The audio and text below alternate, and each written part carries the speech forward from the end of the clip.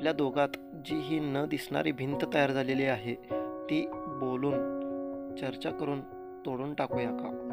सांगायचं तर कधीपासून आहे तुला की तू आवडतेस मला, हे तुला आज बोलू का? मी नेहमी तुझाच विचार करत असतो. मला खरंच एकटं राहायला आवडतं. मी खूप कमी लोकांशी बोलतो, पण असं का नेहमी मला वाटत राहतं की तुझ्याशी बोलणं मात्र कंटिन्यू होत राहावं. तू मला माझ्या त्या रूपांशी भेट घडवून दिली आहेस, जे रूप माझ्यात असतील काय नाही याच्यावरच तुझा विचार करतो आणि हसत राहतो एकटाच. काय मी वेडा तरी झालो नाही ना? पण जे आहे ना ते खरंच खूप भारी आहे.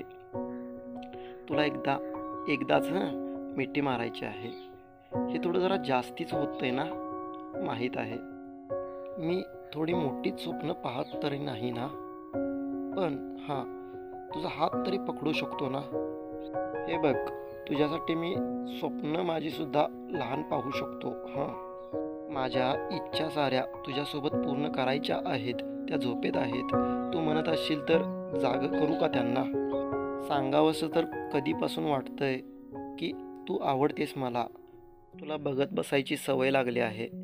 तू जरी समोर नसलीस ना तरी तुझे फोटोज बघत राहतो. तुला सारख्या उचक्या लागत नाहीत का? आणि लागत आहेत तर तुझ्या लक्षात कसं काय येत? मला रात्र रात्र झोप येत नाही. तुला माहीत तरी आहे का?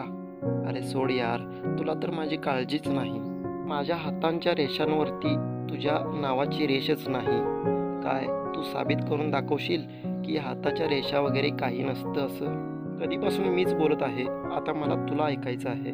काय कशी आहेस तू?